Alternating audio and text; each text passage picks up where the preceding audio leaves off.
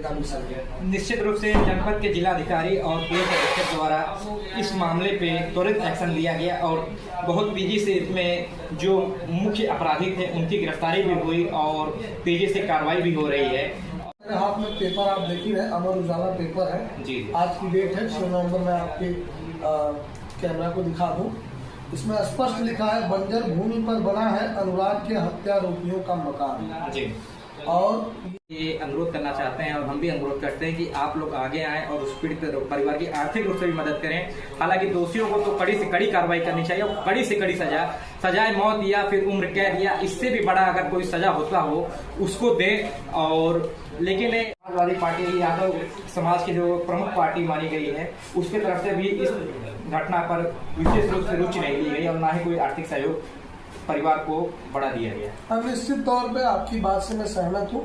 राष्ट्रीय अनुराग यादव हत्याकांड का केस अब तक कहां तक पहुंचा, जानते हैं जिले के वकील से। जी नमस्कार, मैं पत्रकार अतुल कुमार तिवारी। दोस्तों, आपको बता दें, जैसा कि आप सभी को पता होगा, जनपद जौनपुर में दिवाली के एक दिन पूर्व एक जघन्य अपराध को अंजाम अपराधियों ने दिया था। एक अनुराग यादव जो नाबालिग लड़का था उसकी बहुत ही निर्मम तरीके से गला काट कर हत्या की गई थी। उस घटना पर अब तक क्या कार्रवाई हुई है, इन सब के बारे में हम जानते हैं जिले के अधिवक्ता शैलेंद्र यादव जी से बात करते हैं और समझते हैं कि क्या कुछ कार्रवाई हुई और क्या आने वाले समय में कार्रवाई वहाँ होने वाली है। चलिए, सबसे पहले आपका चैनल पे हमारे स्वागत है। धन्यवाद आपका। जी, जैसा कि आपको पता होगा, जनपद जौनपुर में दिवाली के एक दिन पूर्व से जघन्य अपराध और निर्मम हत्या एक नाबालिग लड़के अनुराग यादव को की गई थी। तो उस संबंध में अभी तक क्या कुछ कार्रवाई की गई है और आगे क्या होने वाला है, इसके बारे में कुछ जानकारी है? जैसा कि आपसे पूर्व मेरे पास कई मीडिया के साथी आए, उन्होंने हमसे पूछा, मुझे जहाँ तक फीडबैक मिलता है सोशल मीडिया और आपके इलेक्ट्रॉनिक मीडिया के माध्यम से, और वारदात दीपावली के एक दिन पूर्व हुई और जिस तरह से कारित की गई उसकी आप जितनी भी कड़े शब्दों में निंदा कर सकते हैं वो कम है।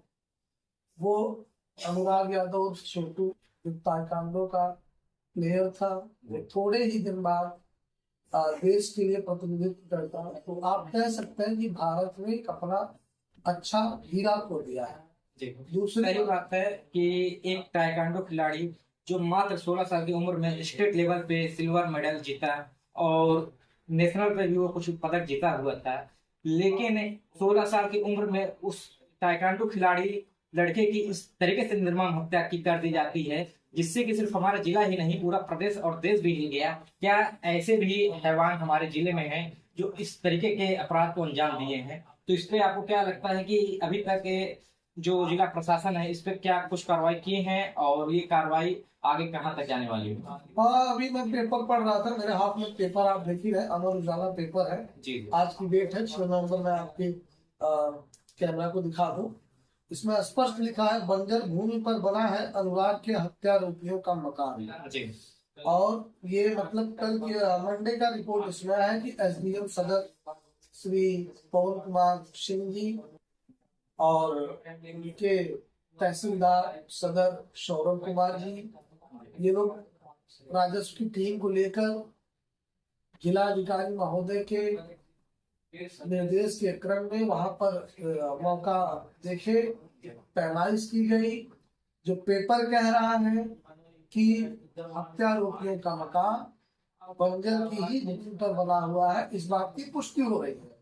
और इसमें एक बयान भी लगा हुआ है उप जिलाधिकारी सदर जौनपुर का श्री पवन कुमार सिंह जी का कि पैमाइश हो चुकी है, पेपर का कागजी कार्रवाई की जा रही है।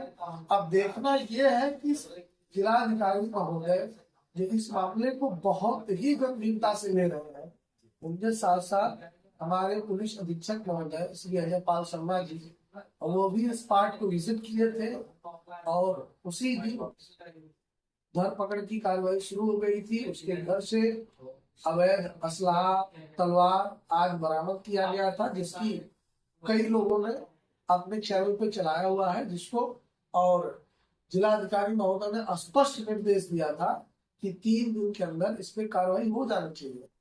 और अभी उसी के क्रम में संभवतः पैमाइश हो गई है और चिन्हित कर लिया गया है कि उसका मकान बंजर पे बना है। अब देखना है कि जिलाधिकारी महोदय कितने जल्दी उसके मकान को वहां से बेदखल करवाते हैं, जमींदोज करवाते हैं, क्योंकि अब तो अनुराग इस दुनिया से चला ही गया है। उसका पूरा परिवार इस सदमे से उबर नहीं पाएगा। सरकार से मेरा निवेदन है, माननीय योगी आदित्यनाथ जी जो हमारे उत्तर प्रदेश के मुख्यमंत्री हैं, मेरा उनसे निवेदन है कि आप इस मामले की गंभीरता को लेते हुए उस परिवार को जीने के लिए सहारा के तौर पे, मुझे पता चला कि उसकी एक बहन भी प्लेयर है, तो उसको मदद कराए। अगर उसके यहाँ कोई योग्य है तो उसको नौकरी दिलवाए, ताकि उसके परिवार का तो भरण पोषण हो सके। परिवार का भरण पोषण करने वाला व्यक्ति अनुराग था। कुछ समय बाद वो अपने बाप के कंधे की लाठी बनता है। अब वो तो इस दुनिया में रहा नहीं। तो मैं यही देखना चाहता हूँ कि हमारे जिलाधिकारी महोदय, जो कि बहुत ही सख्त व्यक्ति है, और आए दिन उनके वीडियो पेपर में कटिंग में पढ़ता हूँ तो बड़ा हर्ष होता है कि मेरे जनपद को इस तरह का जिलाधिकारी मिला हुआ है कि जो त्वरित एक्शन लेता है। तो इस मामले में कितना त्वरित एक्शन होगा ये देखने का विषय है। निश्चित रूप से जनपद के जिलाधिकारी और पुलिस अधीक्षक द्वारा इस मामले पे त्वरित एक्शन लिया गया और बहुत तेजी से इसमें जो मुख्य अपराधी थे उनकी गिरफ्तारी भी हुई और तेजी से कार्रवाई भी हो रही है। और निश्चित रूप से अगर वो अवैध है तो वहां पर जल्द से जल्द बाबा का बुलडोजर माननीय मुख्यमंत्री जी द्वारा बुलडोजर भेजा जाना चाहिए और उस अपराधी का जो घर है अवैध रूप से अगर बनाया गया तो उसको बुलडोजर कार्रवाई तहत गिराना चाहिए। और निश्चित रूप से हमें उम्मीद है कि आने वाले समय में बहुत जल्द ऐसा कुछ होने वाला है।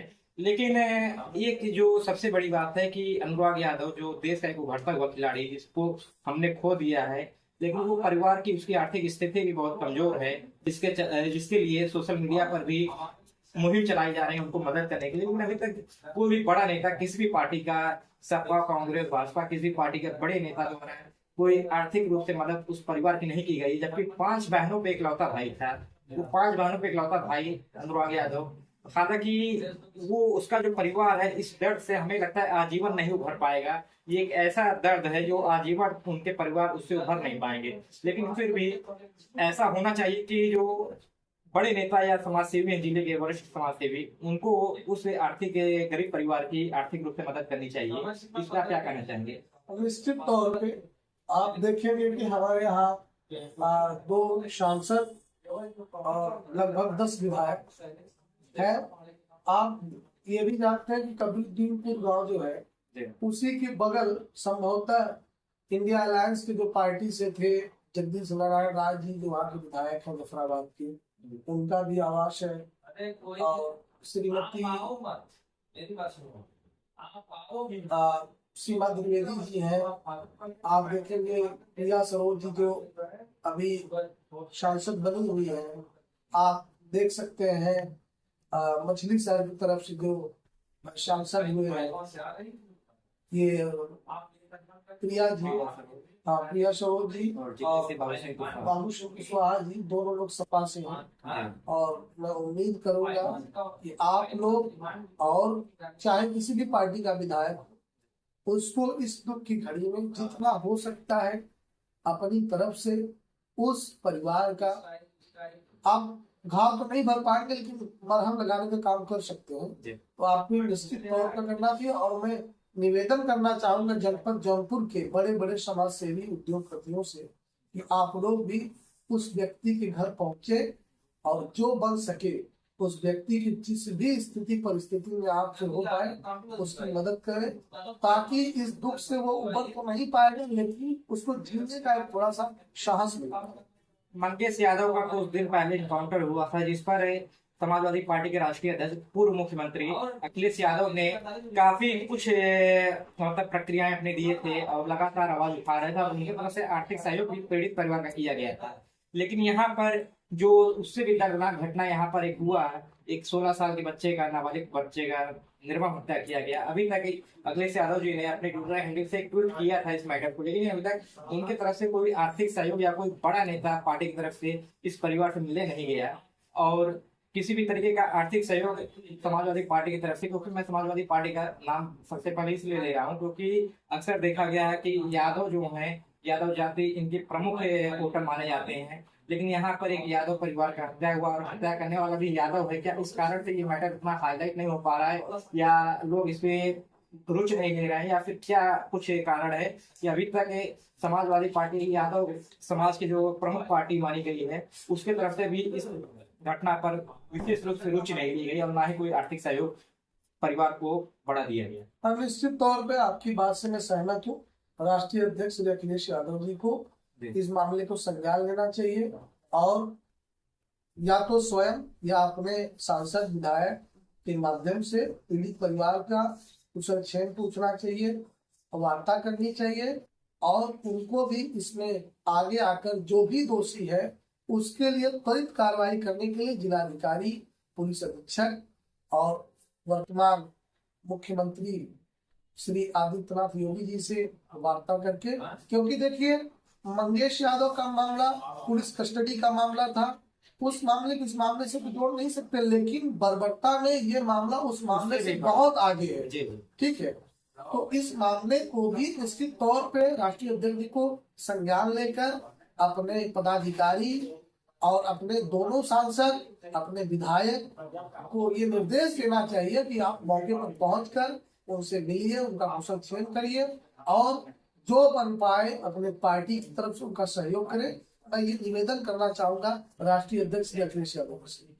तो चलिए दोस्तों, जैसा कि आपने देखा, इनका कहना है कि जिले के तमाम पार्टी, चाहे वो समाजवादी पार्टी हो, भारतीय जनता पार्टी हो या कांग्रेस हो, किसी पार्टी के वरिष्ठ लोग अभी तक मदद नहीं किए उस पीड़ित परिवार की।